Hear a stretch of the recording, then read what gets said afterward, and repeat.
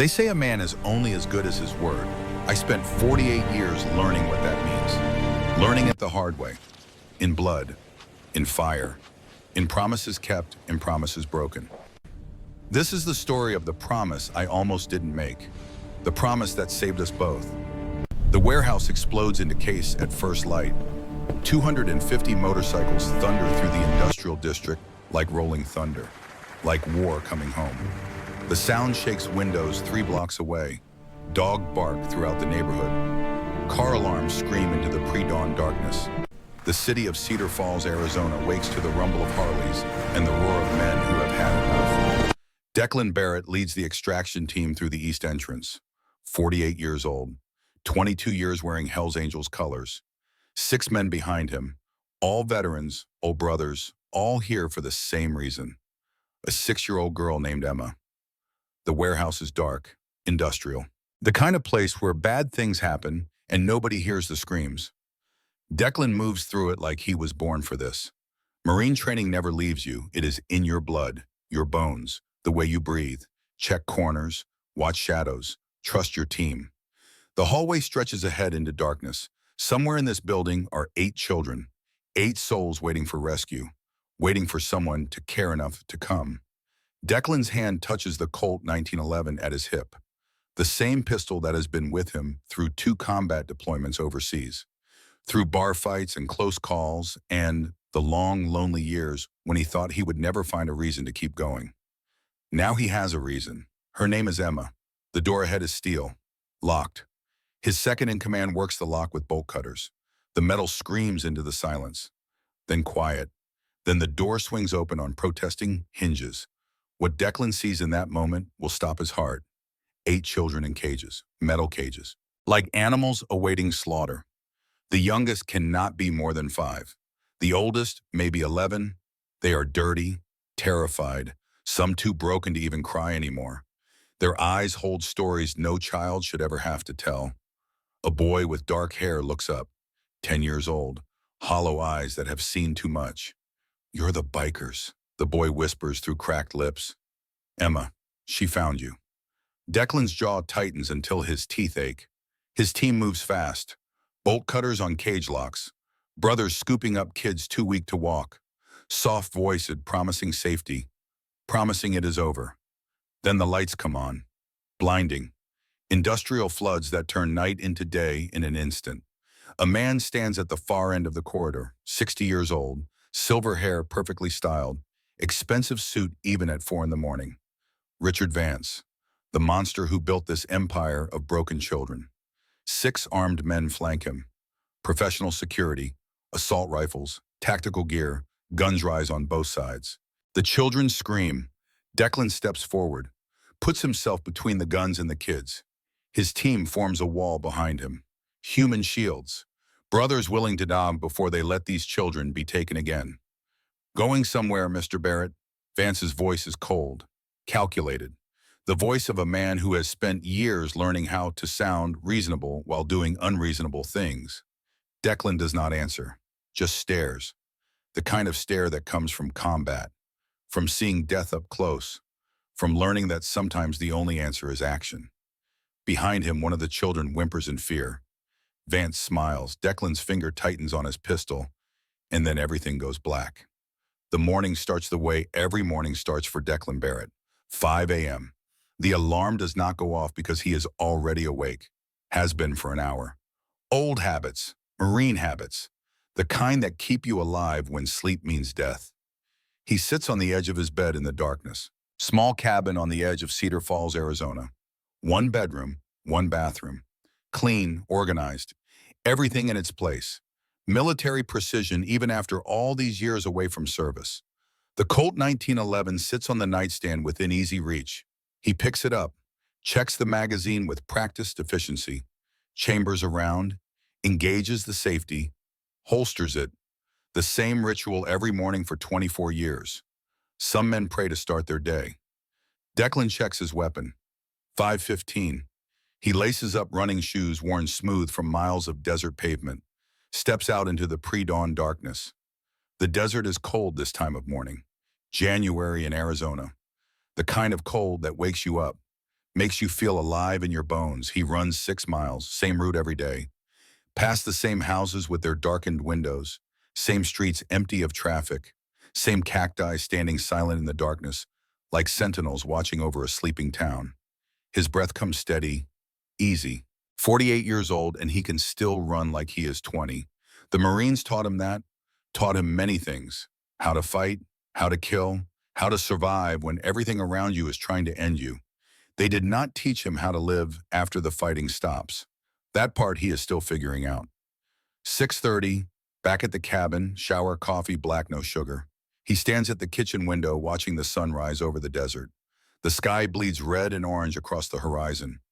Beautiful in a harsh way, like everything out here in this unforgiving land. His phone sits on the counter. No messages, no missed calls. Same as yesterday, same as the day before. Same as most days for the past 20 years. Declan does not mind the silence. Silence is easier than conversation. Loneliness is easier than connection. You cannot lose what you never let yourself have. 7 a.m. He drives to the clubhouse in his pickup truck.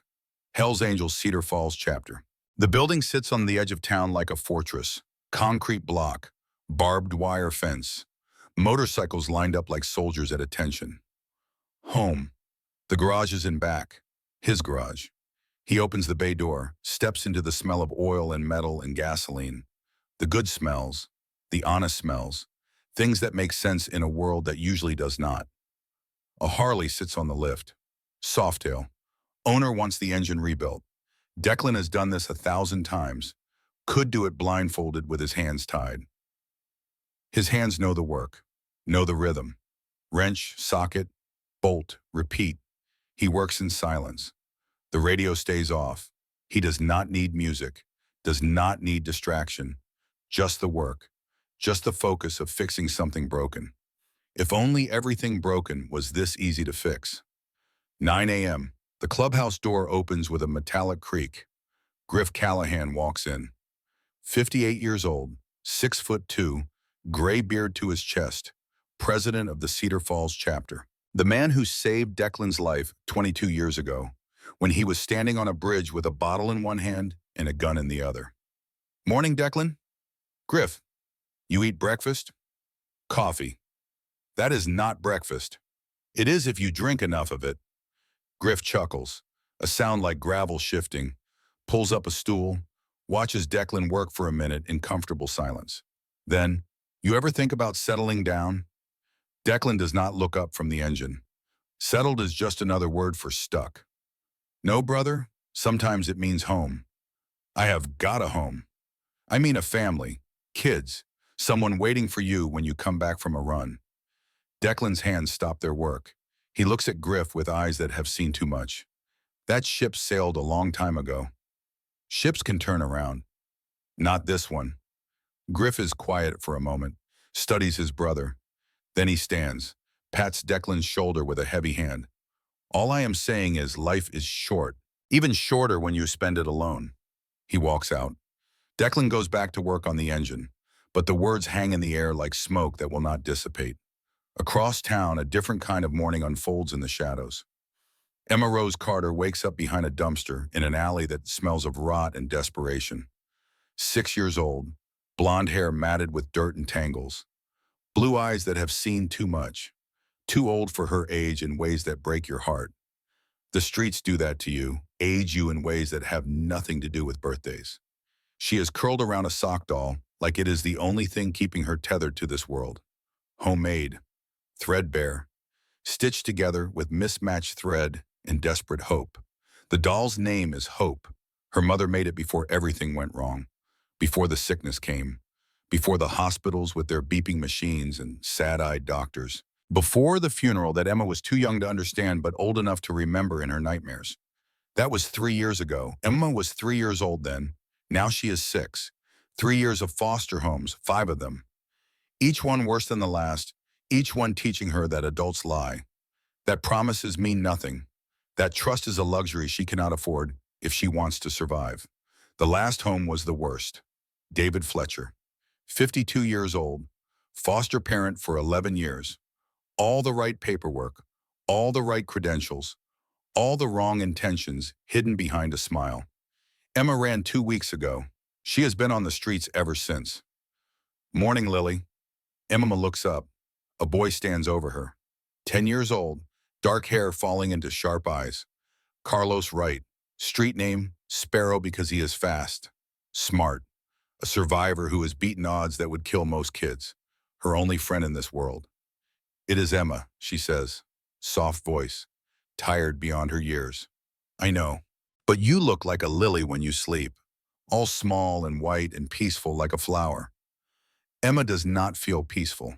She feels hungry, cold, scared.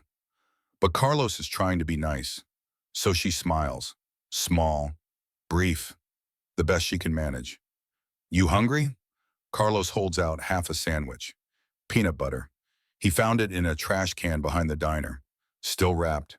Still good enough. Emma takes it with both hands. Thank you. We share, remember? That is the rule. They sit behind the dumpster and eat while the morning sun climbs higher. The alley gets warmer. Somewhere in the distance, a dog barks. A car horn honks, the city waking up, moving on, not noticing them. Nobody notices them. That is how they survive. By being invisible, by staying in the shadows, by never being important enough to matter to anyone. Carlos? Emma's voice is small. Yeah? Where do you think the others went? Carlos goes still, does not answer right away. Emma knows what that silence means. The van men took them, she whispers. Did not they? Carlos nods, slow, sad. Yeah, they did. Are they dead? I do not know, Em. I hope not. Do you think they will come for us? Carlos looks at her with eyes 30 years too old for his face. Maybe. That is why we have to be careful. That is why we have to stay hidden. I am scared. Me too. They sit in silence. Two children in an alley, two souls the world forgot, two names on a list nobody is checking. Emma hugs Hope closer to her chest. The sock doll is falling apart. She has had to sew it back together 3 times. Used thread she found in a trash can. Used a needle she stole from a craft store. It is ugly work, uneven stitches. But it holds. Just barely, like her. Carlos? Yeah? If the van men come, what do we do? Carlos thinks for a long moment. Then, you run. You run as fast as you can, and you do not stop. Where do I run to? You remember what I told you about the bikers? Emma nods.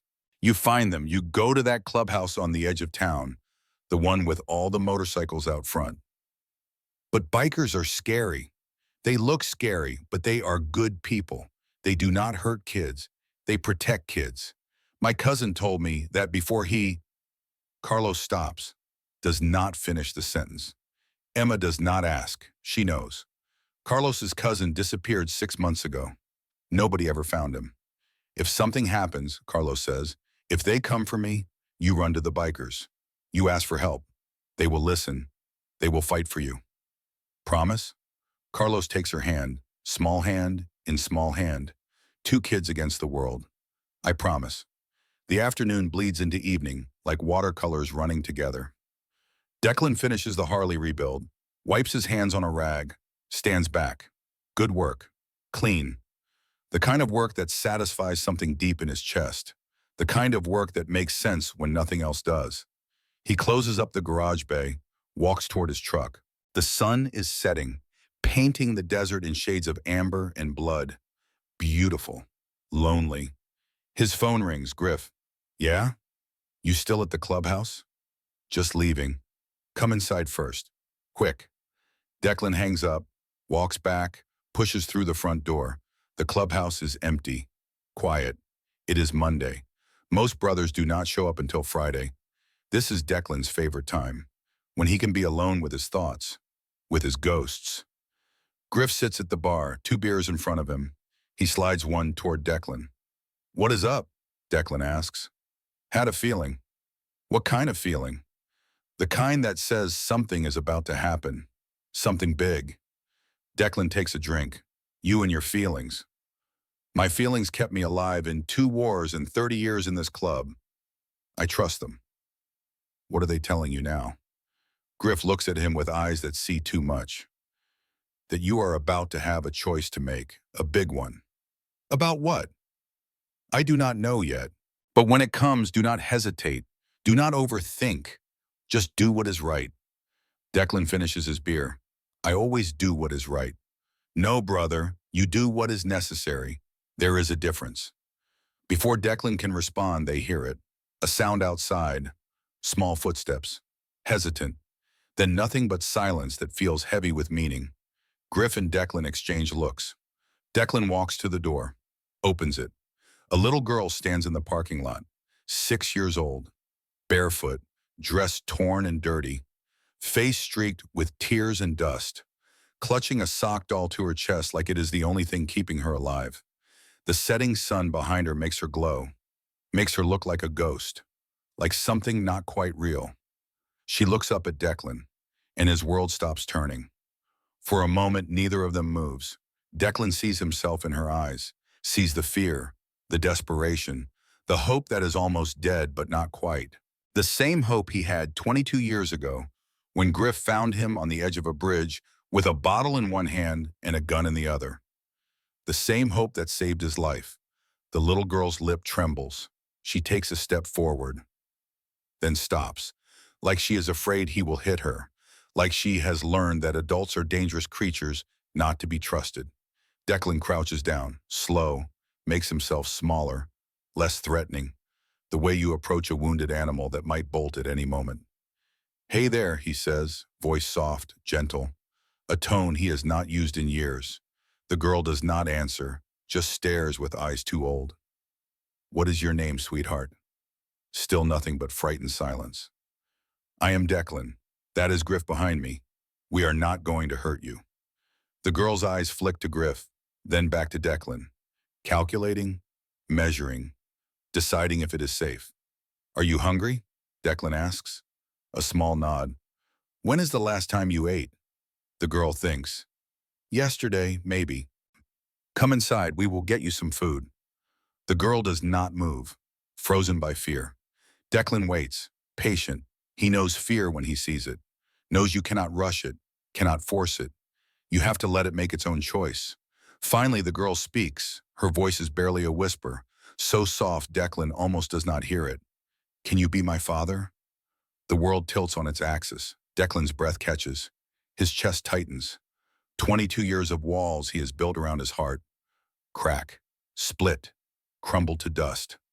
This 6-year-old girl, this stranger, this broken, terrified child standing in a biker clubhouse parking lot asking a question that should not be asked, that cannot be asked.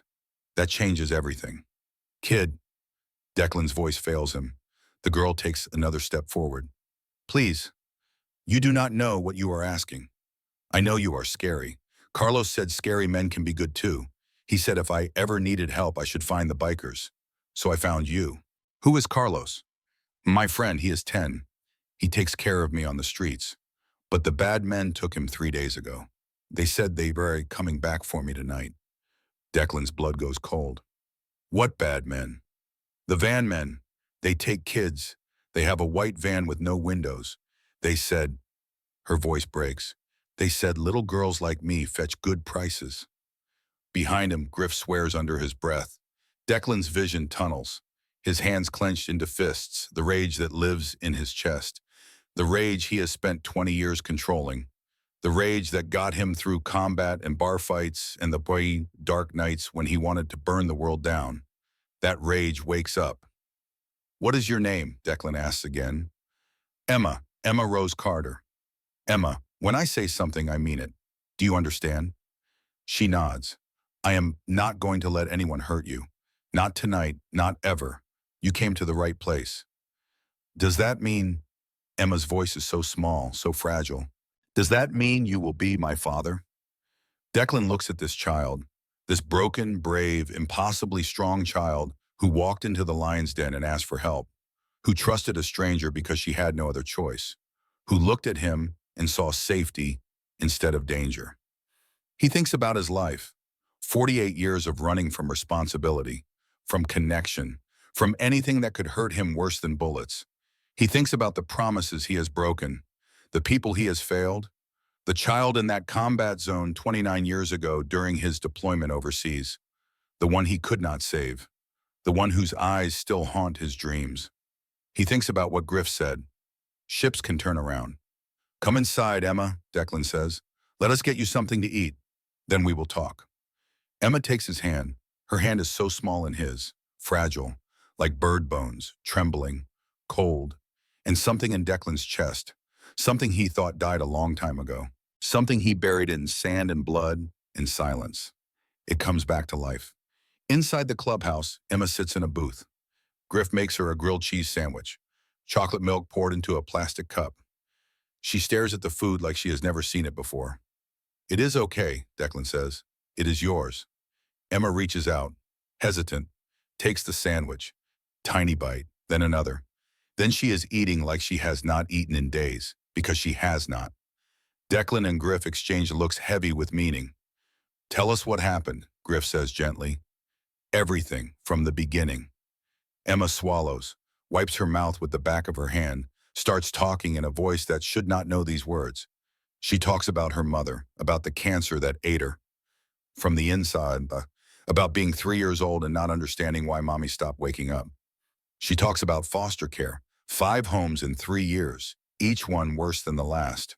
People who took her in for the money, for the check from the state, not because they cared. She talks about David Fletcher, the things he said, the way he looked at her, the touches that felt wrong, the promises that if she told anyone, nobody would believe her, that she was just a foster kid, that foster kids do not matter to anyone.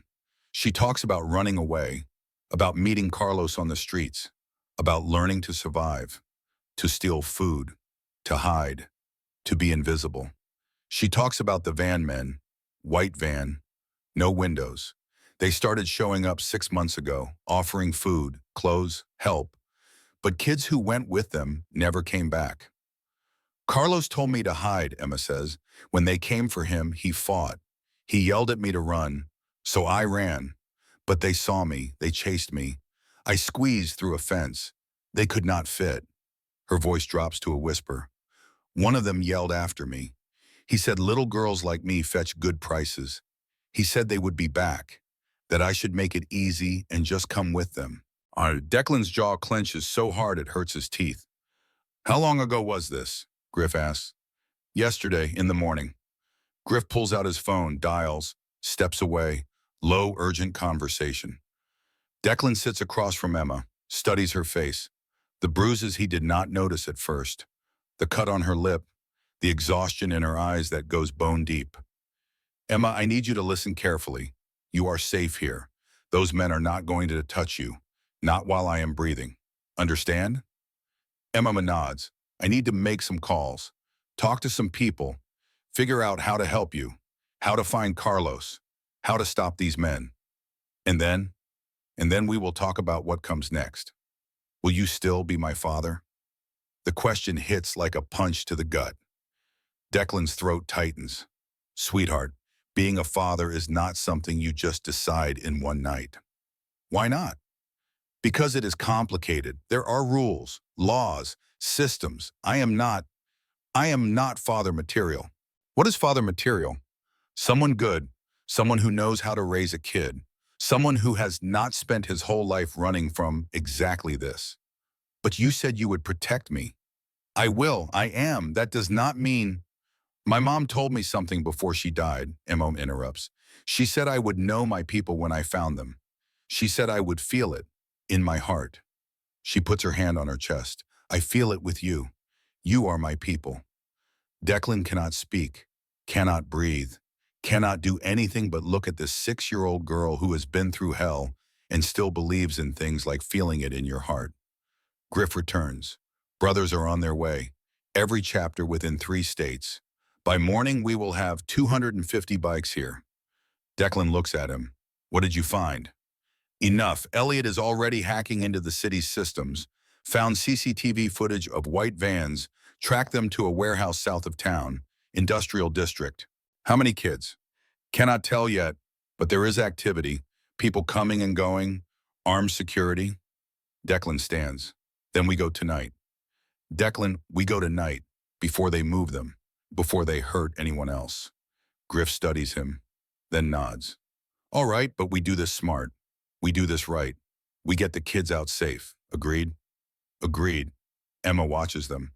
Are you going to save Carlos? Declan crouches in front of her. I'm going to try. I am going to try as hard as I can. Promise? The word hangs between them. Promise.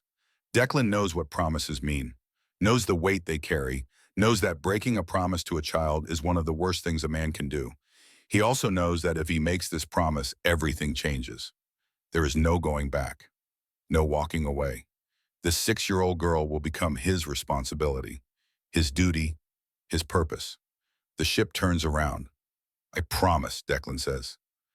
Emma throws her arms around his neck, holds on like he is the only solid thing in a world that keeps falling apart.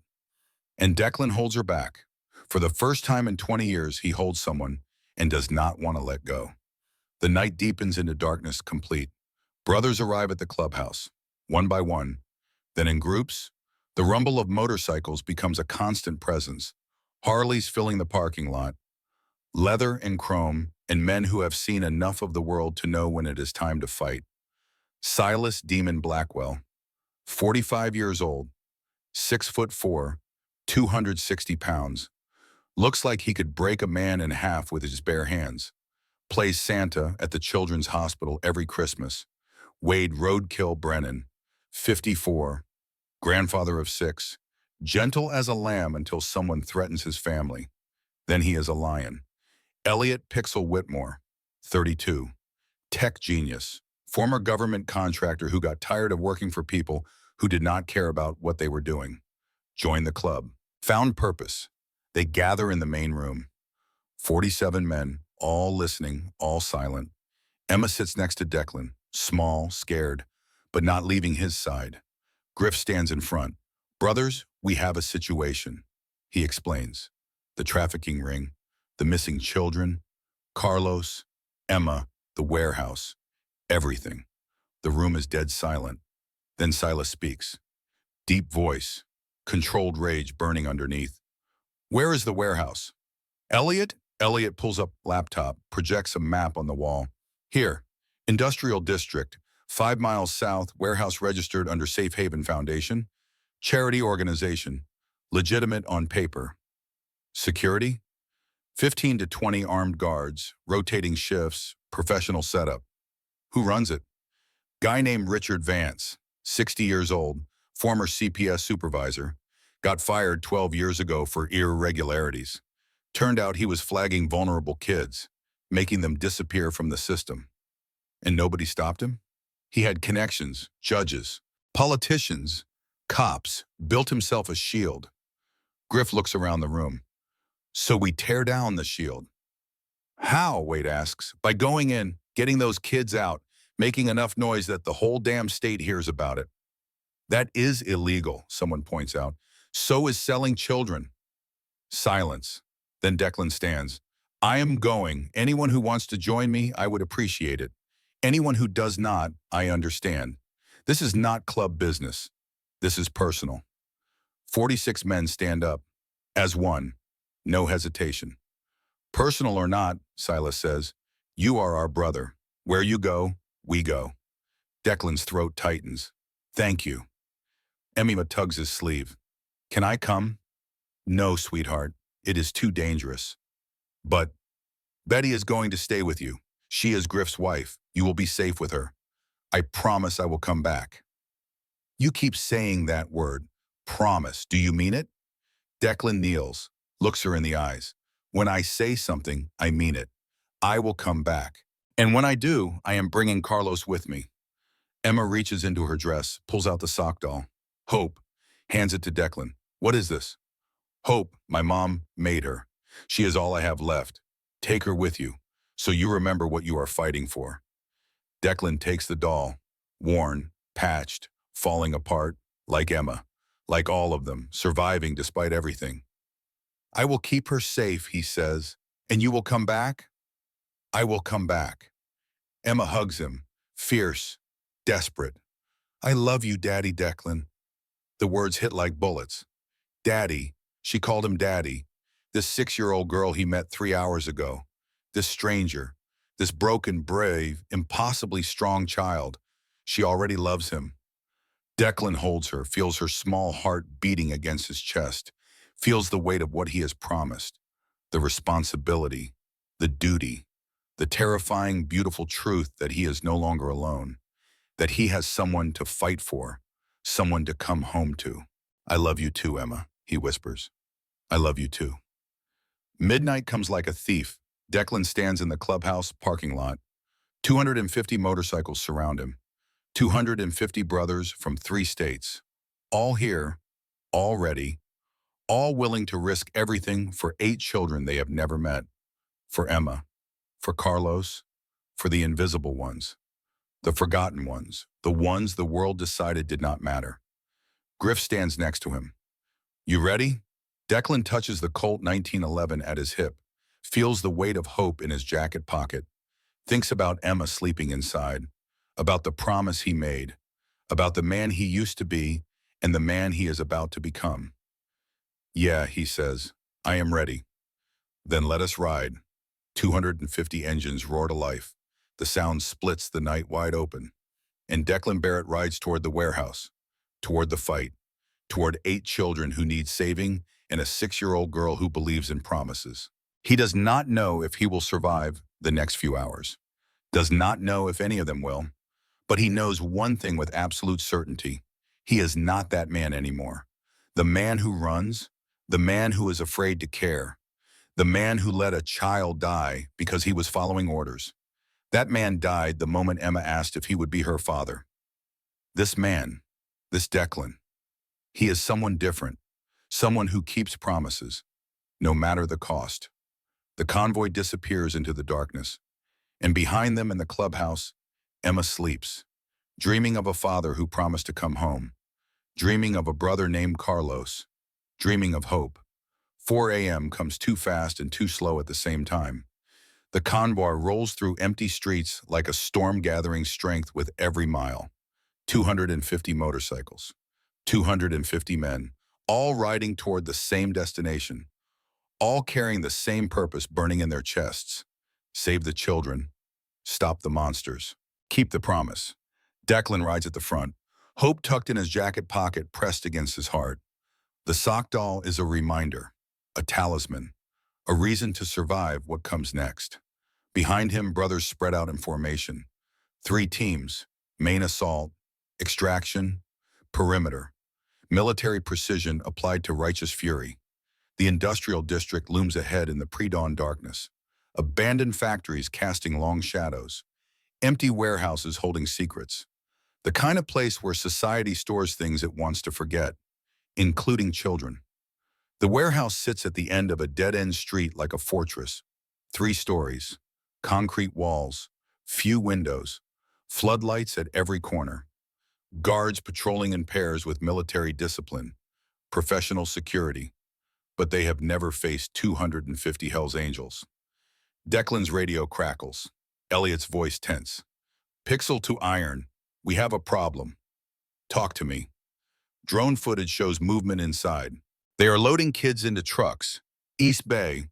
They know we are coming. Declan's blood turns to ice. How? Do not know, but they are moving them now. We have got maybe 10 minutes before those trucks roll. The plan changes in an instant. It has to. Griff's voice on the radio. All teams execute now. I repeat, execute now. We are out of time. Declan does not hesitate. Twists the throttle. His bike surges forward. 15 men behind him. The extraction team, all veterans, all carrying the weight of what is about to happen. The main assault team hits the front gate like a battering ram. Motorcycles crash through the chain-link fence. Flashbangs explode in bursts of light and sound. The noise is apocalyptic, intentional. Draw the guards, pull security away from the children. Declan's team peels off, circles around to the back, heads for the East Service entrance. The door Elliot hacked earlier, the one that should be unlocked. Should be. Declan prays it is. He does not pray often. Stopped believing in God somewhere between his first combat deployment and the 3rd body bag he helped load onto a helicopter. But tonight he prays for Emma, for Carlos, for 8 souls who deserve better than this world has given them. The service door looms ahead in the darkness. Declan kills his engine, dismounts. His team does the same. Silent now, no more thunder, just ghosts moving through darkness. Wade reaches the door first, tests the handle. It opens, thank God. Or Elliot, probably Elliot. They slip inside like smoke. The warehouse interior is a maze of corridors and storage rooms, industrial lighting casting harsh shadows, concrete floors, the smell of rust and neglect, and something worse, something that makes Declan's stomach turn. Fear. You can smell fear if you have been around it enough. Sharp, metallic, the scent of prey knowing predators are near. Declan moves on instinct, marine training taking over like muscle memory. Check corners, watch shadows. Trust your team, hand signals only. No sound. They pass storage rooms filled with crates. Office spaces long abandoned. The debris of a business that once made legitimate things before it became a prison for children. Footsteps ahead. Declan raises his fist. Everyone stops. A guard rounds the corner. Late 20s. Assault rifle. Tactical gear. Not some rent-a-cop. Professional. Military trained. The guard sees them. Reaches for his radio. Wade moves like lightning. 6'1", 220 pounds. Grandfather of 6 who still moves like he is 20. The guard goes down hard. Unconscious before he hits the floor with a dull thud. Zip ties on wrists. Tape over mouth. Drag him into a storage room. Keep moving. Another corridor. Longer. Darker. The sound of the main assault echoes from the front of the building. Gunfire. Shouting. Controlled chaos designed to draw attention away from here. Away from the children. Declan's team reaches a heavy door. Steel. Reinforced. The kind of door that says something valuable is behind it. Or something you do not want people to see. Wade pulls out bolt cutters, the best they could manage on short notice. He positions them on the lock, squeezes with all his strength. The metal screams, then snaps. The door swings open on protesting hinges. What Declan sees will haunt him for the rest of his life. 8 children, in cages. Metal cages like something you would use for animals. For dinnies, not for human beings, not for children with beating hearts and souls that deserve sunlight. The youngest cannot be more than 5. The oldest may be 11 or 12. 7 boys, 1 girl, all dirty beyond measure, all terrified beyond words, some staring with empty eyes, some crying silent tears, some too broken to react at all to their rescue. This is what evil looks like. Not monsters with fangs and claws, just men who decided profit mattered more than souls. Carlos is there, in the back cage. He looks up with hollow eyes, 10 years old, dark hair falling across his forehead, eyes that have seen too much. He recognizes Declan's colors, the Hell's Angels patch. "You are the bikers," Carlos whispers. "Emma, she found you." Declan's throat closes. He nods, cannot speak.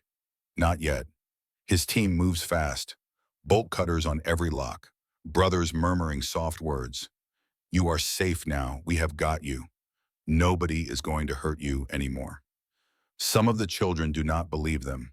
You can see it in their eyes. They have been lied to before, promised safety before, betrayed before by adults who should have protected them. Trust is a luxury they cannot afford, but they are too weak to run, too tired to fight. So they let themselves be lifted, carried, protected by men in leather who look like nightmares but act like angels. Declan reaches Carlos's cage, cuts the lock, opens the door with a metallic screech. "I am Declan. Emma sent me to find you." Carlos does not move, just stares. Is she safe? She is safe, at our clubhouse, with people who will protect her. She asked you to be her father, did not she? The question catches Declan off guard. How did you know? Because that is Emma. She believes in people, even when she should not, especially when she should not. Carlos climbs out of the cage, stands, wobbles. Declan catches him before he falls. "When is the last time you ate?" 2 days, maybe 3. They stopped feeding us yesterday. Said we needed to look hungry for the buyers. Rage builds in Declan's chest, the kind of rage that makes you want to burn the world down. But he controls it, channels it, into focus, into purpose. We are getting you out of here, all of you. Can you walk? Carlos nods, takes a step. His legs almost give out. Declan catches him again. I have got you. The smallest child, a girl, 5 years old maybe, blonde curls matted with dirt and worse things. She reaches up to Declan with both arms. Universal gesture. Pick me up. Declan lifts her. She weighs nothing. Bones and skin and terror. Are you an angel? She whispers against his neck. Declan's heart breaks. No, sweetheart. Just a man who keeps his promises. Did you promise to save me? Yeah, I did. She puts her head on his shoulder, closes her eyes. Trust him completely in the way only children can. Despite everything. Despite the cages and the fear and the broken world around them. She trusts. Declan carries her toward the exit. His team follows, each brother carrying a child, moving as fast as they dare. The main assault is still raging, buying them time, buying them escape. They are halfway to the service door when the lights come on. Bright, blinding, industrial floods that turn night into day in an instant. Declan's team freezes. At the far end of the corridor stands Richard Vance, 60 years old, silver hair perfectly styled, expensive suit even at 4 in the morning. The kind of man who looks respectable, trustworthy. The kind who sits on charity boards and attends church and smiles in photographs. The kind who sells children. 6 armed men flank him. Professional security, assault rifles, body armor. They spread out, create a wall, block the exit. Declan's team stops, forms a protective circle around the children. 8 men, 8 children, caught in the middle of a corridor with nowhere to run. Mr. Barrett, I presume, Vance says, voice calm, almost pleasant, like they are meeting at a country club instead of a warehouse where he has been trafficking children. Declan does not answer, just stares. The little girl in his arms whimpers. He holds her tighter. You have caused quite a commotion tonight, Vance continues. 250 motorcycles. Very dramatic, but ultimately pointless. Let us pass. I am afraid I cannot do that. Those children represent significant investment. Time, money, relationships built over many years. I cannot simply let them walk away. They are not property. Legally they are. Foster children, wards of the state, under my care through entirely legitimate channels. There is nothing legitimate about cages. Vance smiles, cold, empty. Perspective, Mr. Barrett. One man's cage is another man's protection. These children were going nowhere, doing nothing, wasting potential. I am giving them purpose, giving them value. I am helping them. By selling them? By connecting them with people who want them, who will pay for them. That is more than society was doing. Society forgot them. I remembered. Carlos speaks up, small voice, brave beyond his years. You are a liar. You hurt us. You caged us like animals. Vance's smile does not falter. And who are you to judge? A 10-year-old street rat? What value do you have? What purpose? Without me, you are nothing. He is worth more than you will ever be, Declan says, voice low. Dangerous. The voice that comes from combat, from seeing too much death, from learning when words stop and violence begins. Touching, but irrelevant. Vance nods to his men. Take them. The guards raise their rifles. Declan's team tenses, hands move toward weapons. But they cannot fight, not while holding children, not without risking the very lives they came to save. Checkmate. Vance knows it. Declan knows it. And for one terrible moment, it seems like everything they have done, everything they have risked, Emma's trust, Carlos's hope, the promise of safety, all of it is about to fail. Then a voice crackles over Vance's radio. Sir, we have FBI at the front gate. Multiple vehicles, federal agents. They are saying we are surrounded. Vance's smile cracks like glass. What? FBI, sir, at least 20 agents. They are ordering us to stand down. For the first time, uncertainty crosses Vance's face. He looks at Declan. You called the FBI? Did not have to. They have been watching you for months. We just gave them reason to move. It is half true. Elliot contacted the FBI, sent them everything. Evidence, Financial records, security footage, enough to build a case, enough to get warrants, enough to bring down an empire. Vance processes this, his mind working, calculating, looking for the exit, the escape, the way out that men like him always find. This is not over, he says. Yeah, Declan replies. It is. Sirens outside, growing louder. Red and blue lights flash through the windows. The cavalry arrives. Late, but arriving. Vance's men lower their weapons, uncertainty in their eyes.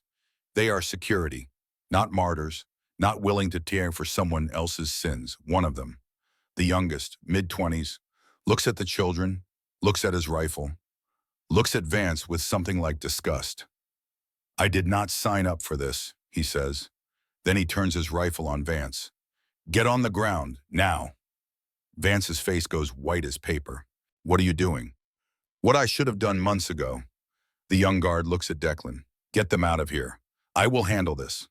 Declan nods, does not ask questions, does not wait.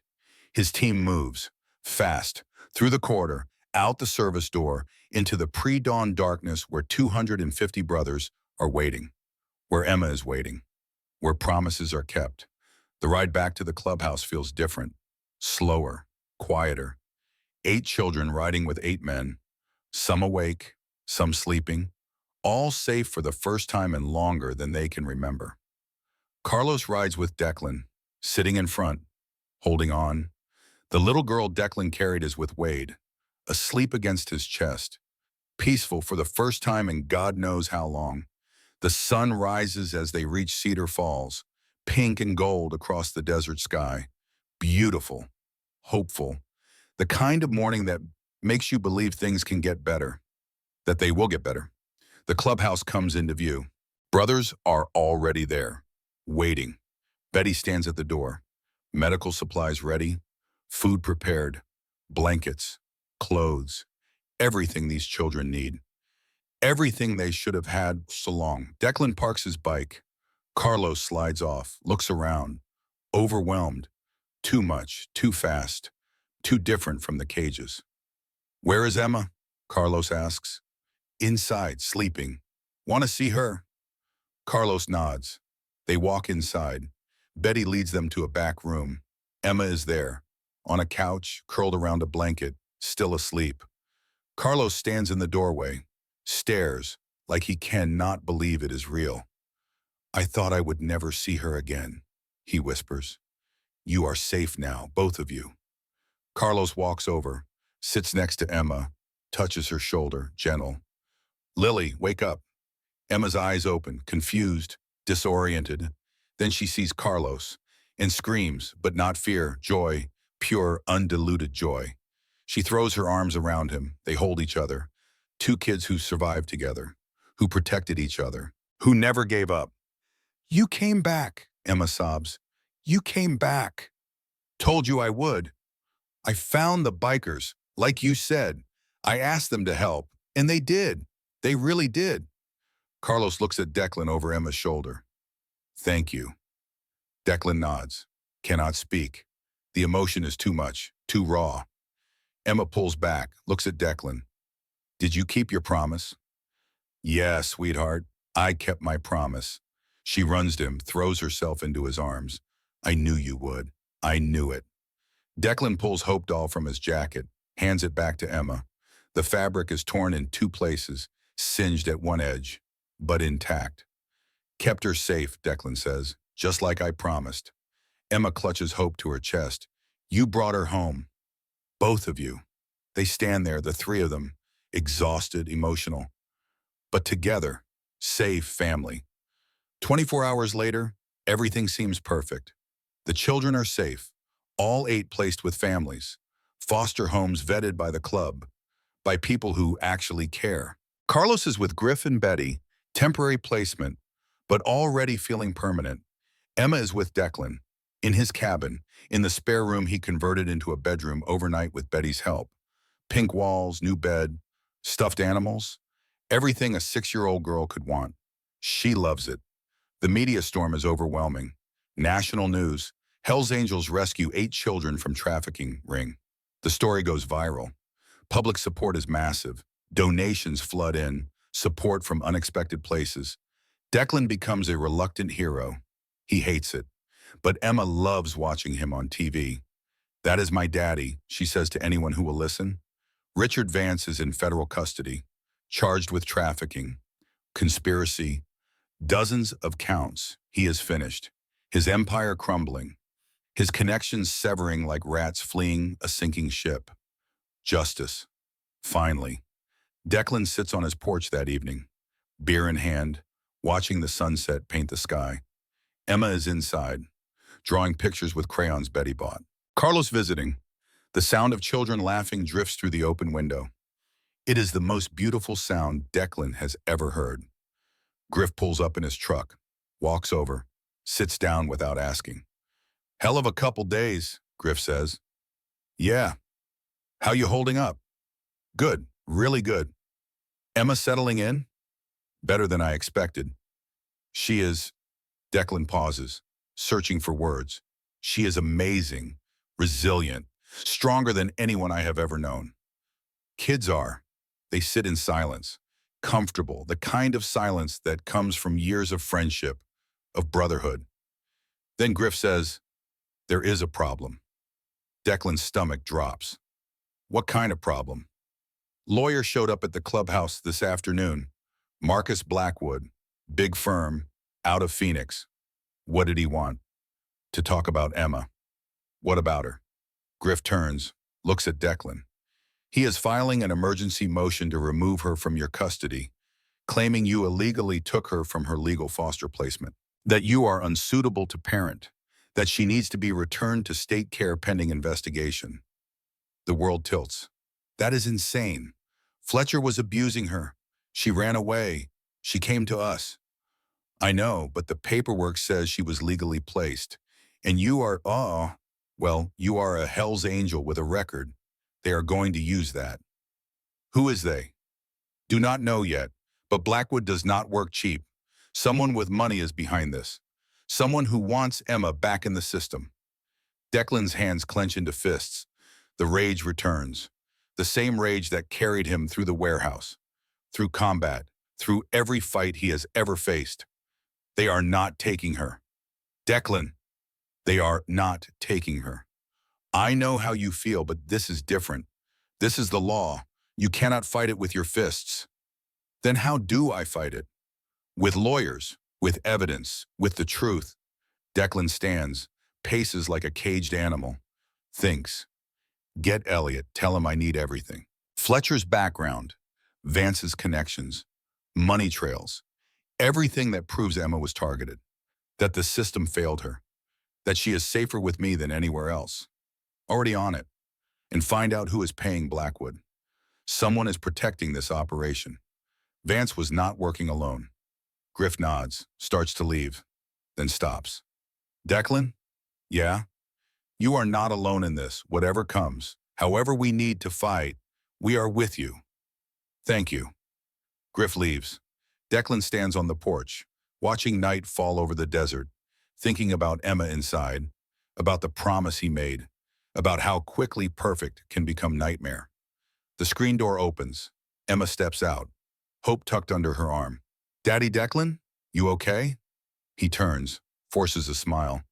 Yeah, sweetheart, just thinking. About what? How do you tell a 6-year-old that the world is trying to take her away again? That evil does not stop just because you win one battle? You do not. Just about how lucky I am, Declan says, to have you. Emma walks over, takes his hand, so small, so trusting. I am lucky, too, to have a daddy who keeps promises. Declan kneels, looks her in the eyes. Emma, I need to tell you something. There might be some challenges, some people who do not understand, who think you should not be here with me. The bad people? Different bad people. But yeah, and we are going to have to fight them. Not with fists, with words, in court. It might be scary. Will they take me away? Not if I can help it. Do you promise? That word again, promise, the weight of it, the commitment, the oath that binds a man to his word. Yeah, Declan says, I promise. I will fight for you. with everything I have, for as long as it takes. You are my daughter, and nobody takes my daughter from me. Emma hugs him. I am not scared, not anymore, because I have you. Declan holds her, feels her small heart beating, feels the enormity of what he has taken on, the responsibility, the danger, the possibility of failure, but also the possibility of success, of family, of home. They go inside. Declan makes dinner. Spaghetti, garlic bread, simple food made with care. Emma helps, stirring sauce, setting the table. Normal things, beautiful things, the things families do. After dinner, they watch a movie, animated, something with talking animals that makes Emma laugh. She falls asleep halfway through, curled against Declan's side, peaceful. He carries her to bed, tucks her in with gentle hands. She mumbles something about Carlos, about hope, about tomorrow. Declan kisses her forehead. Good night, princess. Night, Daddy. He turns off the light, closes the door most of the way, stands in the hallway, processing everything. His phone buzzes. Text from Elliot. Found something. Big. You need to see this. Declan walks to his laptop, opens it. Elliot has sent files, documents, financial records, photos. He reads, and his blood turns cold. Marcus Blackwood's law firm represents Senator James Warren. Powerful, connected, running for president. Warren donated $500,000 to Safe Haven Foundation over 5 years. Fletcher's monthly payments trace back to a shell company owned by Warren's campaign fund. But it gets worse, much worse. 2 children who disappeared through Vance's network were the kids of Warren's political opponents. One in the primary 3 years ago, one in the general election last year. Both children vanished, both families destroyed. Both opponents withdrew from politics. Warren won both races uncontested. This is not just trafficking. It is political assassination through child abduction.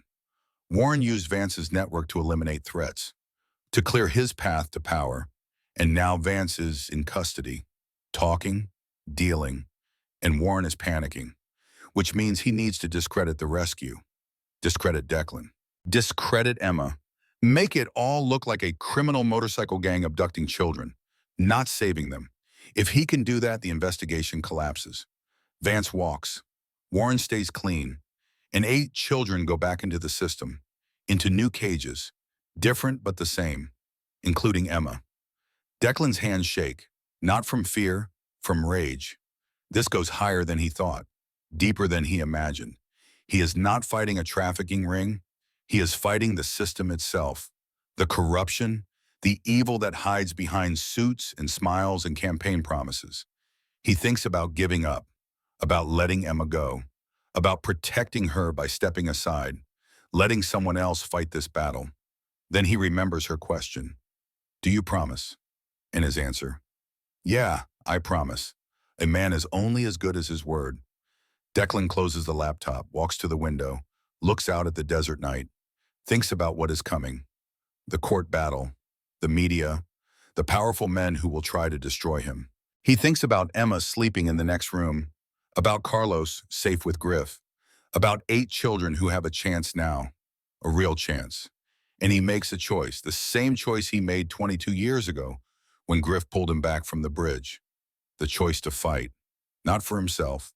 He stopped fighting for himself a long time ago, but for something bigger, something that matters, for family, for justice, for the promise. Outside, thunder rumbles in the distance. Storm coming, big one. Declan welcomes it. He has fought in storms before, and he is still standing. The courthouse steps feel like a mountain that cannot be climbed. Declan stands at the bottom, Emma's hand in his, 47 brothers behind them forming a wall of leather and loyalty. But it does not feel like enough, not against what is waiting inside. The media is everywhere like locusts, cameras, reporters with perfect hair and empty eyes, microphones thrust forward like weapons, questions shouted from all directions. "Mr. Barrett, do you think you are fit to be a father? Emma, are you scared of the bikers? Is it true the Hell's Angels kidnapped you?" Declan shields Emma with his body. His brothers form a protective corridor. They move through the chaos, Step by step, Emma presses close to his side, small hand gripping his jacket. Do not listen to them, Declan says. Just look at me. Only me. Emma nods, but her eyes are wide, frightened. This is different from the van men, different from the warehouse. Those were clear enemies, obvious threats. This is worse because these people smile while they hurt you. They reach the courthouse doors. Inside is quieter. Marble floors, high ceilings, the weight of law and order, and systems that pretend to care about justice. The gallery is already full. On one side, brothers, leather cuts, rough hands, men who have fought and bled and survived. On the other side, suits, expensive haircuts, briefcases, people who fight with paperwork and loopholes and money. Two worlds colliding. Judge Margaret Sullivan sits at the bench. 62 years old, silver hair pulled back severe, sharp eyes that miss nothing. She has presided over family court for 28 years, seen every kind of case, every kind of lie. She looks at Emma. Her expression does not change, but something flickers in her eyes. Recognition, maybe, or memory. Marcus Blackwood sits at the plaintiff's table, 50 years old, perfectly tailored suit, $10,000 watch. The kind of lawyer who wins because he can afford to, because he knows how to make the system work for whoever pays him. Behind him sits Senator James Warren, 55, presidential ambitions, camera-ready smile, the kind of politician who looks good on TV, who says the right things, who shakes hands and kisses babies and destroys lives behind closed doors. He catches Declan's eye, smiles, cold, empty. The smile of a predator who thinks he has already won. Declan does not smile back. Rebecca Hammond sits at the defense table. Federal prosecutor, 48, sharp as broken glass. She has built her career taking down monsters. Vance was supposed to be her crown jewel, but now she is fighting to keep one little girl safe. Sometimes the biggest battles are the smallest. All rise. Everyone stands. Judge Sullivan surveys the courtroom. Be seated. We are here for an emergency custody hearing regarding the minor child Emma Rose Carter, currently in the temporary care of Mr. Declan Barrett. Mr. Blackwood, you filed this motion. Proceed. Blackwood stands, smooth, confident. Thank you, Your Honor. This case is straightforward. Emma Carter was legally placed in foster care with David Fletcher through proper state channels. Mr. Barrett, a member of an outlaw motorcycle gang with extensive criminal history, removed her without authorization, without notifying Child Protective Services, without any legal standing whatsoever. He pauses. Let it sink in. Mr. Barrett may believe his intentions were good, but the road to chaos is paved with vigilante justice. Emma needs stability, professional care, not a man whose lifestyle includes violence, criminal activity, and association with organized crime. Emma's hand tightens on Declan's. We request Emma be immediately returned to state custody pending proper placement, that Mr. Barrett face charges for his actions, and that this court send a clear message that we are a nation of laws, not a nation of men who take justice into their own hands. Blackwood sits. Rebecca stands. Your Honor, Mr. Blackwood paints a very clean picture, but pictures lie. Let me show you the truth. She pulls out documents, photos, medical records.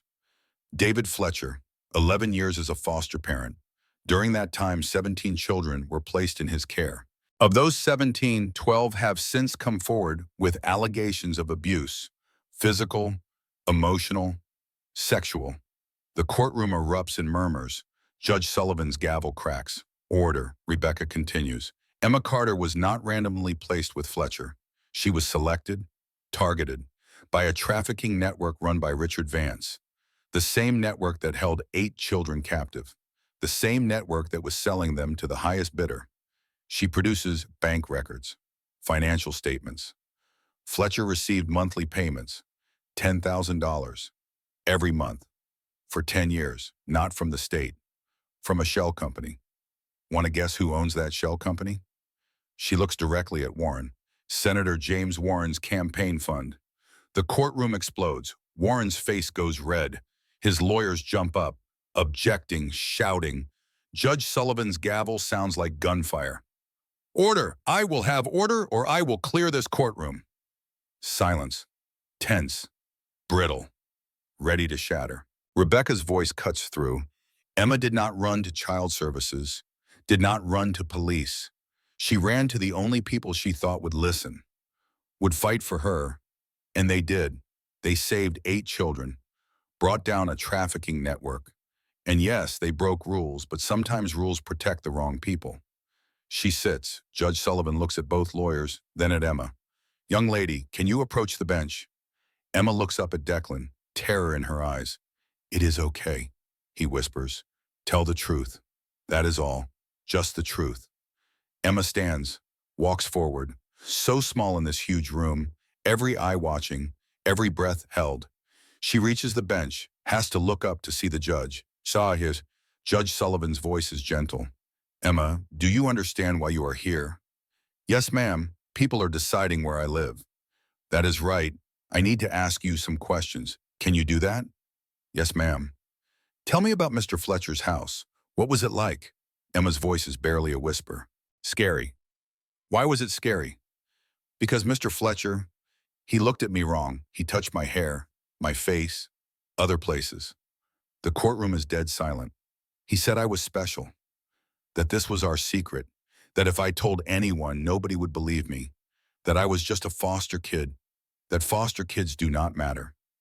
A woman in the gallery starts crying, quietly but audibly. So what did you do? The judge asks. I ran away. I lived on the streets. With Carlos. He taught me how to survive, where to find food, where to sleep, which grown-ups were safe. And the van men? Emma's face crumples. They took kids. Carlos said they sold them. He said if they ever came, I should run to the bikers. He said bikers look mean, but they protect kids. So you went to the clubhouse? Yes, ma'am. What happened when you got there? Emma looks at Declan. Her eyes find his across the courtroom, and she smiles, small, brave. I asked Daddy Declan if he would be my father. Why did you ask him that? Because I felt it, in my heart. My mama told me I would know my people when I found them. And I knew. He was my people. And what did he say? He said yes. He said when he says something, he means it. And he kept his promise. He saved Carlos. He saved the other kids. He came back like he said he would. Emma's voice breaks. Tears stream down her face. Everyone else left me, or hurt me, or did not care. But Daddy Declan kept his promise. He is the only one who ever wanted me. Please do not take me away from him. Please. She is sobbing now, the kind of crying that comes from the bottom of your soul, from the place where all the pain lives, all the abandonment, all the fear. Judge Sullivan's face is stone, but her eyes are wet. You can return to Mr. Barrett, Emma. Emma runs, throws herself into Declan's arms. He catches her, holds her, feels her shaking, feels his own tears he cannot stop. I have got you, he whispers. I have got you. The judge calls a recess, 10 minutes. Declan takes Emma outside. They sit on a bench in the hallway. She is still crying, exhausted, wrung out. You were so brave, Declan says. I was scared. Being brave means being scared and doing it anyway. You taught me that. Emma wipes her eyes. Did I do good? You did perfect. Will the judge let me stay? I do not know, sweetheart. I hope so. They sit in silence. Around them, people pass. Lawyers, families, other cases, other lives falling apart or being put back together. Griff appears, sits down. Elliot found something. What? 2 kids who went missing, 3 years ago and last year. Both children of Warren's political opponents. Both families destroyed. Both opponents withdrew from races. Warren won both elections uncontested. Declan's jaw clenches. He used Vance's network for political hits. Looks like it. Rebecca's going to bring it up. Put Warren on the stand. He will never agree. He does not have a choice. She is subpoenaing him. This is bigger than Emma. Yeah, but Emma started it. One 6-year-old girl brought down an empire. They are called back inside. Judge Sullivan is already seated. Mr. Blackwood, do you have witnesses? Yes, Your Honor. I would like to call Mr. Declan Barrett to the stand. Declan stands, walks forward, takes the oath, sits. Blackwood circles like a shark. Predator energy. Mr. Barrett, how many times have you been arrested? 14. What were the charges? Assault, weapons violations, disturbing the peace. Any convictions? 3. All served time or paid fines. And you belong to the Hells Angels, an organization labeled by the FBI as an outlaw motorcycle gang. Correct? We are a motorcycle club. A club with a history of violence, drug trafficking, racketeering. Individual members have committed crimes, not the organization. But you associate with criminals. I associate with brothers, men who have saved my life, men I trust more than most citizens. Blackwood smiles like he has won something. Mr. Barrett, you have no wife, no children, no family. You live alone, work as a mechanic. You are 48 years old with no parenting experience. What qualifies you to raise a child? Declan looks at Emma, then back at Blackwood. Nothing qualifies me. I am not perfect. I have made mistakes. I own them. But Emma did not come to perfect people. She came to people who showed up, who listened, who fought for her when everyone else looked away. That is very poetic. But this is not about poetry. It is about law. You removed Emma from her legal guardian without authorization. Her legal guardian was raping her. The word hangs in the air. Raw, ugly, true. Blackwood does not flinch. Alleged abuse, which has not been proven. The medical records prove it. Those records are sealed. They exist. Fletcher hurt her. The system placed her with a predator, then blamed her when she ran. I did not kidnap her. I saved her. You broke the law. Sometimes the law protects the wrong people. Blackwood's smile widens. So you believe you are above the law? No, I believe children matter more than paperwork. Your Honor, I think we have heard enough. Mr. Barrett admits to breaking the law, admits to having a criminal record, admits to having no qualifications as a parent. Emma needs professional care, not vigilante justice from a biker gang. He sits. Rebecca stands. Your Honor, I have one more witness. I would like to call Senator James Warren. The courtroom gasps. Warren's face goes pale. His lawyers jump up. Objection. Senator Warren is not party to this case. Rebecca holds up documents. These are financial records showing Senator Warren donated $500,000 to Safe Haven Foundation, the same foundation used by Richard Vance to traffic children, the same foundation that paid David Fletcher. Senator Warren's money funded this entire operation. Judge Sullivan studies the documents. I will allow it. Senator, please take the stand. Warren stands, walks forward, every step measured, every gesture practiced. He has been in front of cameras his whole life, knows how to look trustworthy, competent, clean. He takes the oath, sits. Rebecca does not waste time. Senator, did you know Richard Vance? I met him at charity functions. He ran Safe Haven Foundation. I supported their work. What work? Helping vulnerable children? Or so I thought. You donated $500,000 based on what you thought? I donate to many charities. My staff vets them. Obviously, there was a failure. Obviously. Rebecca pulls out photos. Recognize these children? Warren looks, shakes his head. No. Really, because this girl is Jennifer Matthews, daughter of Thomas Matthews, your opponent in the 2022 primary. She disappeared 6 months before the election. Matthews withdrew from the race. You won uncontested. Warren's face does not change. Tragic coincidence. And this boy is Michael Porter, son of David Porter, your opponent in the 2024 general election. He disappeared 4 months before Election Day. Porter withdrew. You won, again. I do not see what this has to do with both children went through Vance's network. Both were flagged by him, both vanished, both their parents destroyed, both your political rivals eliminated. You used child trafficking as a political weapon. The courtroom erupts. Warren's composure cracks. That is absurd. Is it? We have financial records, communications, testimony from Vance himself. He is cooperating with the FBI, giving up everything, including you. Warren stands. I do not have to listen to this. Senator, sit down, Judge Sullivan orders. I have dedicated my life to public service. 20 years, I have helped thousands of people. By destroying families? By trafficking children? You do not understand the pressure. Warren's voice rises, loses control. The constant attacks, the opposition. Sometimes hard decisions have to be made for the greater good. His lawyer grabs his arm. Senator, stop talking. But Warren cannot stop. The dam breaks. 20 years of guilt and justification and twisted logic come pouring out. Those children were going to be casualties of the system anyway. I just redirected them, used them for a purpose. My career benefits more people than a few foster kids ever would. Silence. Complete. Absolute. Horrified silence. Warren realizes what he has said. His face goes white. He looks around, at the cameras, the reporters, the witnesses, all recording, all documenting. His entire career imploding in real time. He looks at his wife in the gallery. She stands, hand over her mouth, horror in her eyes. Then she turns and walks out, does not look back. Warren crumbles. Susan, wait! Judge Sullivan's voice is ice.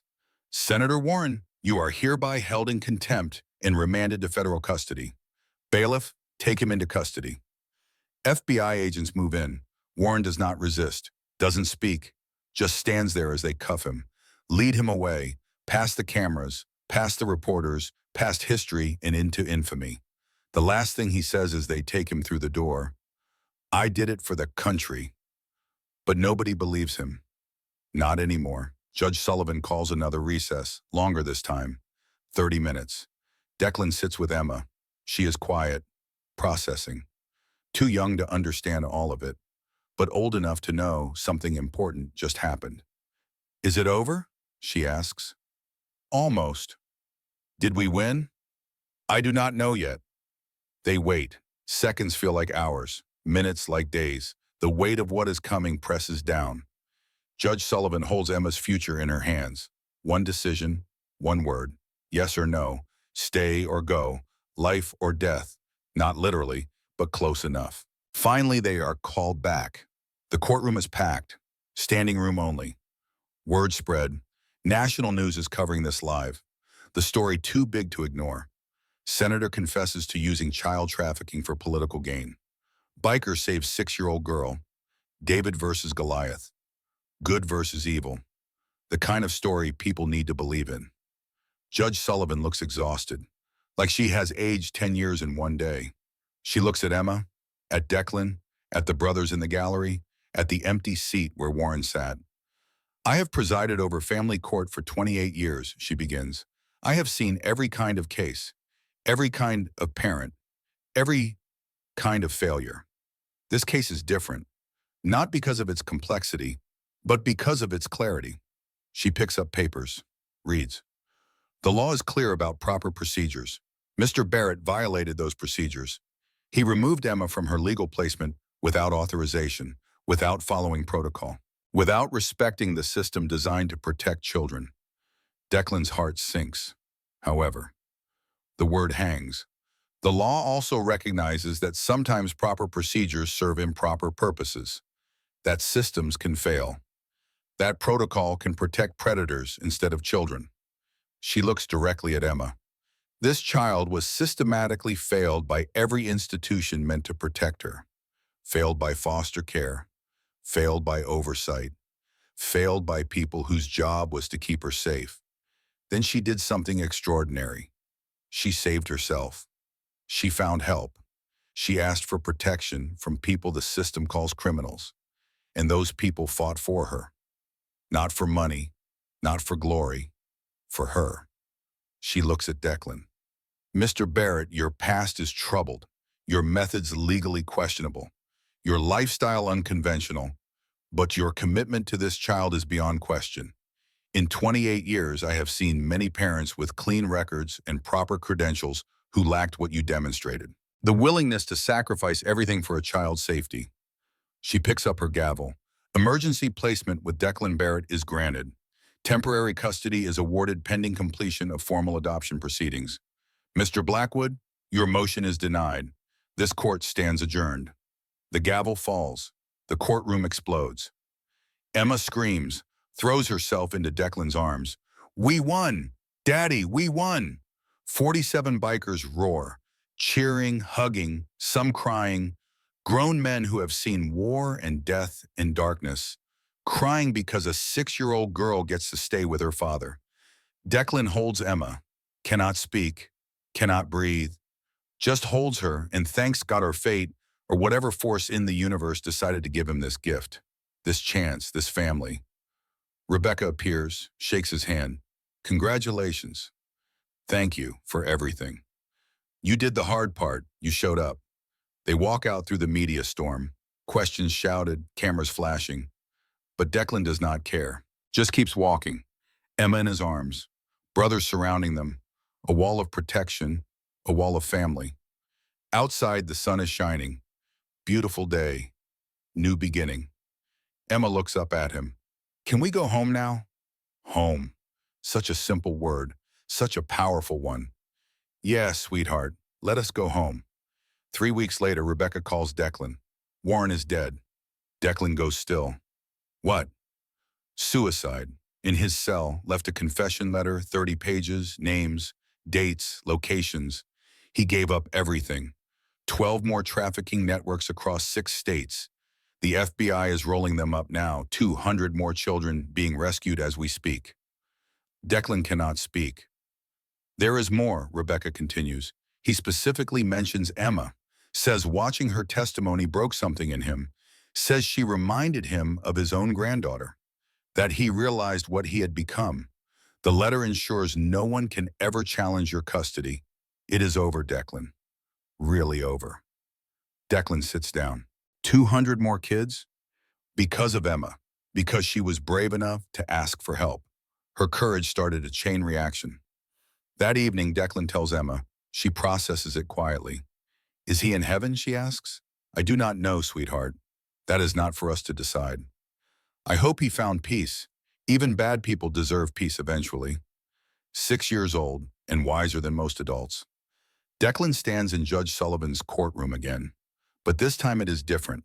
No opposition, no lawyers fighting against him, no senators trying to destroy him. Just paperwork. Final signatures, the end of one journey and the beginning of another. Emma sits next to him, wearing a white dress Betty picked out, hair brushed and braided, bouncing with excitement. She knows what today means. Today she becomes Emma Rose Barrett, officially, legally, forever. The gallery is full again. 47 brothers in their best clothes, cuts over button-down shirts, their version of formal. Carlos sits with Griff and Betty. He has been with them 6 months now. Adoption pending, healing, growing, becoming the kid he should have always been. The other 7 children are there too, with their new families. Real families this time. People vetted by the club, by Rebecca, by people who actually care. All 8 save children. Together, witnesses to this moment. Judge Sullivan enters. Everyone rises. She looks around, almost smiles. Please be seated. We are here for the final adoption proceeding for Emma Rose Carter. Mr. Barrett, you have completed all requirements, home study, parenting classes, background checks. The reports I have received describe you as devoted, attentive, loving, better than many biological parents I have seen. She looks at Emma. And you, young lady, do you still want Mr. Barrett to be your father? Emma nods vigorously. Yes, ma'am, forever and ever. Then I see no reason to delay. The petition for adoption is hereby granted. From this moment forward, Emma Rose Carter becomes Emma Rose Barrett, daughter of Declan Barrett, with all rights and privileges that entails. The gavel falls. Emma screams, jumps into Declan's arms. I am your daughter, really, truly, forever. You always were, sweetheart. The paper just makes it official. The courtroom erupts again, but this time it is pure joy. No conflict, no fight, just celebration. Brothers cheering, kids laughing, families formed from wreckage and ruins and refusal to give up. Carlos runs up, hugs them both. We are like real family now. We always were, Emma says. They walk out into the sunshine. A party waiting at the clubhouse. Food, music, cake, everything a celebration needs.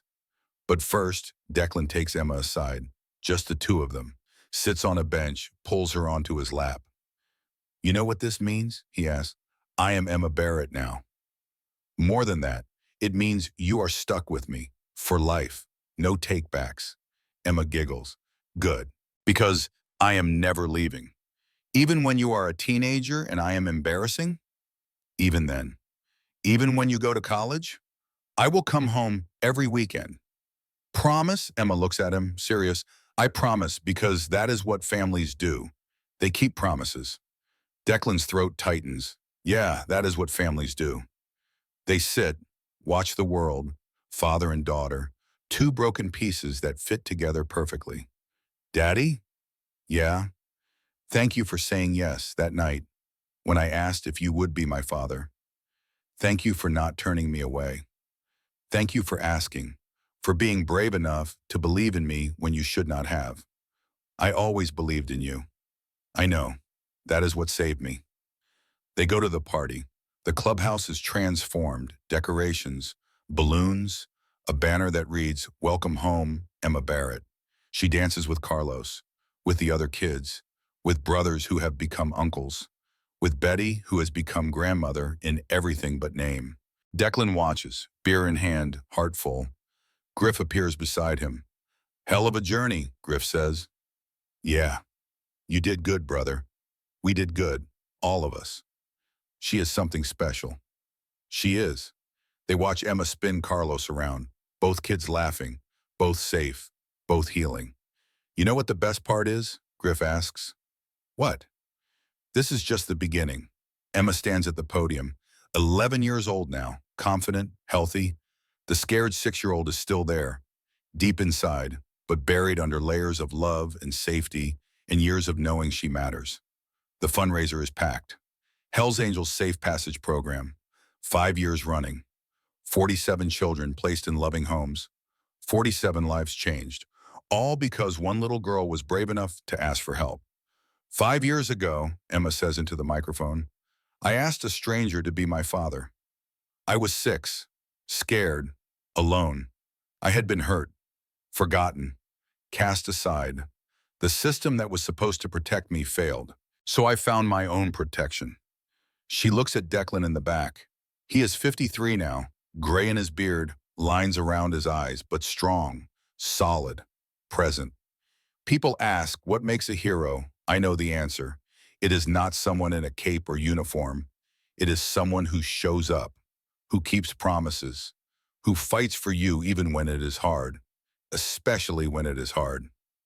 Carlos sits in the front row, 15 now, taller than Emma, basketball scholarship pending, Griff and Betty's son in every way that matters. My daddy showed up, so did his brothers. They saved me, saved Carlos, saved 46 other kids, not because they had to, because they chose to. That is what heroes do. They choose. The room applauds. Emma smiles, sits down, returns to her table, to Declan, to family. Later, driving home, she asks, did I do good? You did perfect. I was nervous. Could not tell. They pull up to the cabin. Home. Emma has lived here 5 years now. Her room is bigger. Posters on the walls. Books on shelves. The life of a normal 11-year-old. The life she deserves. Inside, she does homework. Declan makes dinner. Tacos. Her favorite. They eat together. Talk about school, about friends, about normal things, beautiful things. Later, Emma brushes her teeth, gets ready for bed. Hope sits on her nightstand. The sock doll is ancient now. More patches than original fabric. But still there, still holding, like her. Declan tucks her in. Good night, princess. Night, Daddy. I love you. I love you too. He turns off the light, stands in the doorway, watches her sleep. Still amazed, still grateful, still wondering how he got so lucky. Emma Barrett stands at another podium, 26 years old now, law degree, child advocacy specialist, fighting for kids the way someone once fought for her. Today is special, recognition ceremony. Hell's Angels Safe Passage Program. 20 years, 300 children saved, 300 lives changed. Declan sits in the front row, 68 years old, retired from the garage, still rides, still wears his colors, still fights for kids who need someone to show up. Carlos sits next to him, 30, high school coach, married, 2 kids, both calling Declan Grandpa. Yesterday, Fletcher gave his final testimony from prison before dying of cancer. His confession led to the arrest of 43 CPS workers, 12 judges, and 6 politicians across 4 states. The system that enabled him is being torn down, rebuilt, reformed. 25 years ago, Emma says, the system failed me, but one man did not, my father. And because of him, because of his brothers, 300 children have the families they deserve. That is not just rescue. That is revolution. We did not just save kids. We changed how America protects its most vulnerable. That is his legacy. That is our promise to the next generation. Her voice carries across the silent room. Emma's case changed everything, Agent Reeves tells the crowd. Because of her courage, because of the Hells Angels' refusal to look away, we have dismantled the largest child trafficking conspiracy in American history. 300 children saved, hundreds more protected, and a system finally being held accountable. She looks at Emma. You did not just save yourself, you saved a generation. Emma steps down, walks to Declan, hugs him, holds on tight. Thank you, she whispers, for everything. Thank you for asking, he whispers back, for being brave enough to believe. Later at the cabin, Emma's daughter plays in the yard, 4 years old, blonde curls, blue eyes, named Hope. Emma watches from the porch. Declan next to her, both older, both marked by time, but both still here, still family. Tell me the story again, Hope calls, about how you met Grandpa. Emma smiles, walks over, sits in the grass. Hope climbs into her lap. Well, Princess, it started with a promise. And she tells the story. The same story she has told 100 times. The story of a 6-year-old girl and a 48-year-old biker. Of fear and courage and promises kept. The story of how broken things can be fixed. How families can be found. How love saves us all. Declan watches from the porch, listening, remembering that night 25 years ago, the scared little girl at the clubhouse door, the question that changed everything. Can you be my father? The promise that saved them both. Yeah, I can. The sun sets over the desert, pink and gold, beautiful, peaceful, the kind of evening that makes you grateful for every hard moment that led you here. To this, to family, to home. Emma finishes the story. Hope is asleep in her arms. Emma carries her inside, tucks her into bed, the same bed Emma slept in 25 years ago. The same room, the same safety. She stands in the doorway. Declan appears beside her. She is just like you, he says. God help her. They laugh, quiet, so as not to wake Hope. Thank you, Emma says again. For what? For keeping your promise, for showing up, for being my dad. Declan puts his arm around her. Best decision I ever made. Yeah? Yeah. They stand together, father and daughter, watching Hope sleep, watching the next generation dream, watching the legacy continue. Outside, motorcycles rumble past, brothers heading home, to families, to lives built on loyalty and promises kept. Inside, 3 generations sleep under one roof, safe, loved, home. And in the quiet darkness, if you listen close, you can hear it. The sound of promises kept, of families formed, of love that does not give up, the sound of hope.